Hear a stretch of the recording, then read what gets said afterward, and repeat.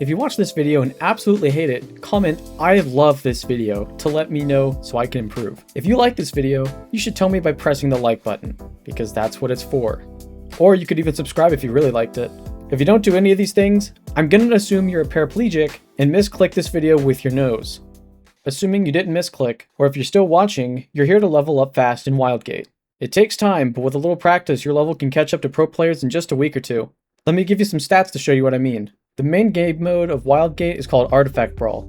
You see this mode in the tournaments and the main rankings. Strangely enough though, it's not even close to equal in terms of XP compared to Treasure Hunt. In every match of Brawl, players can make an average of 25,000 XP, while dragged out matches, or if you're a professional player, you can make up to 35 to 40,000 XP. Even by completing daily or weekly achievements, you can get up to 70,000 XP, but that's about the highest you can average. The games are limited by performance and time as your means of getting XP, meaning you can only level up around once every 2 or 3 matches without those XP boosts.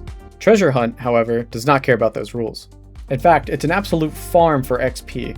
Each match is limited to an hour each, but you can make, and you're going to want to sit down for this one, 95 to 180,000 XP. This is depending on the objectives you get and your luck with loot. Loot being Ethereum fragments and treasure. There's been a few matches where I level up 3 to 5 times in one match, and it's all because of this method I learned to farm loot from the most dangerous ship in the game, the Bounty Hunters. And today, I will be showing you this method, so you too can have the finest ship in all the land, the reward for reaching level 100, the gift of the primes. Now, before we get to the method, there are specific characters that are best for this job. I'll be giving them a ranking system now to show you which is the best depending on your crew size. So if your crew has 1 player, you're going to use first option. If you have 2 people, you're going to use the first and second option, etc. The first person you want on your crew is Sal. There's 2 reasons for this. Firstly, her trades are insanely handy for getting rid of loot you don't need and turning it into upgrades or really important resources, like ice and fuel. Reason number 2 is because she can repair 2 or 3 parts of the ship at the same time, which is very important when you're eating 2 to 3 ships worth of cannon fire from that bounty hunter. The second person you're going to need on that crew is going to be Ion, and there's one purpose for this: breaking the bounty hunter turrets before they can tear your ship to shreds. Especially for newer players, or if you weren't lucky enough to get the smuggler's turn, getting Ion on that bounty hunter to break those turrets could be the only reason your ship stays alive long enough to farm. If you don't have a huge character preference and you already have a Sal in your crew, you should play Ion. For your 3rd and 4th characters, I strongly recommend you choose between these 2 characters, Adrian and Kay. Both have great movement abilities that will help you loot faster and get your ship ready to start farming XP. Kay especially excels in looting basic POIs, but if you get lucky enough to get the weapon artifact, it needs to be within 10 meters to help you damage the bounty hunter, and you may want to play Adrian so he can fly on top of the ship.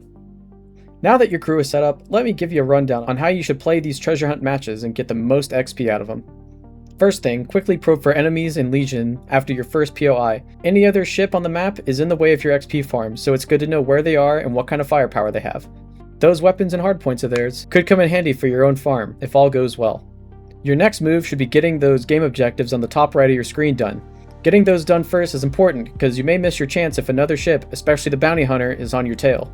Remember to keep tabs on other ships nearby as you do this. Other real players love to sneak up on you when you're busy. After all these objectives are complete, you should have the majority of ship upgrades that you need to take on other crews and bounty hunters.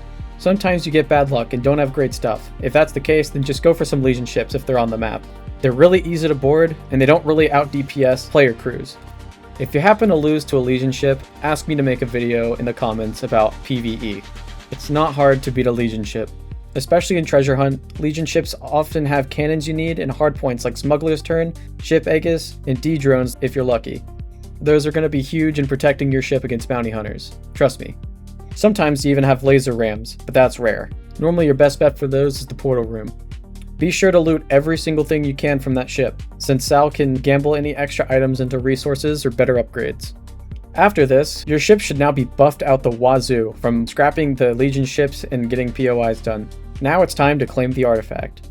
You should also go ahead and hunt down any player crews that are still in the game if you haven't already. This may sound excessive and cruel, but there's no room for the passive route. The opposing crews will either take the artifact for themselves, interfere with your bounty hunter, or both. Depending on which artifact you get, it'll either keep your ship alive for you, or make killing bounty hunters way easier. so it's best to take it for yourself instead of letting someone else have it. Once you have the artifact and you're the last ship remaining, you're ready to spend the rest of the match farming. Bounty hunters typically spawn for two reasons. The first is by crews that stay in the match for too long, and the second, and why I encourage you to take down as many ships as you can, is to punish aggressive players that engage in PvP and blow up other ships. The bounty hunters are essentially there to keep players quick and peaceful in their treasure run, but that's not the case for us. We want that loot, baby. By now you should have three things.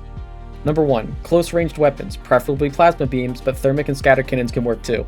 Number 2, clamp jets or tractor beams to help you move quickly and evade cannon fire. And lastly, the smuggler's turn and defensive hardpoints like the drone and Aegis to further minimize damage.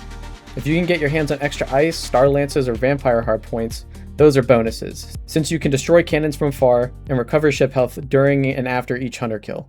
Now that we've finally covered everything you need to prepare, it's time I actually show you the method to taking down bounty hunters for the last 20 to 30 minutes of your game. Bounty hunters are absolutely stacked in the front and sides, sporting 3 turrets on the front and 4 on either side. To make matters worse, they're the only ship in the game that can board you, but you can't board them back. Seems like an unfair build, right? Well, it is, and it's broken like that on purpose. Lucky for us though, the devs forgot to put 8 more, maybe 10 more cannons on the top, bottom, and back. And the boosters are so big on the back and sides of this thing that it can't really shoot anything behind it. That's where the clamp jets and smugglers' turns come in. The way you win this David and Goliath looking battle is to boost over or under the bounty hunter and hit the smuggler's turn just in time to whip right behind him. You can go around the sides too if that's easier, but you just need to be prepared to spam ship Aegis while you're getting absolutely shredded by up to 7 cannons at once. As long as you get behind that bounty hunter before it blows you up, you're golden. Once you've gotten behind the bounty hunter, it's pretty much it for the battle. Keep your ship straight on its ass like you're a BMW driver, and get to work with your cannons, laser ram, and weapon artifact if you got one. You should be able to tear a bounty hunter apart in about 2 to 3 minutes tops. And once it's blown up, a loot compartment shows itself on the back end of the ship. After you've collected the bounty on the bounty, a new one should appear on the map soon after. Be careful with the later bounty ships though, they get more difficult as you kill more of them. They can even tractor beam you towards them, so be ready for that. Now you just rinse and repeat this process until time runs low. You should head for the Wildgate about at the 5-minute mark. 3 at the latest if you're already near one. Don't get too greedy or you may lose all your loot. If all goes well, you'll be 3 levels higher and have 3 new items from the rewards pass when you exfil. Well, there you have it. Hope this video gets you a ton of XP, and I hope you enjoyed watching. Be sure to let me know how many levels you gapped your friends by in the comments and make them watch this video to get that fresh level 100 gold hunter for themselves.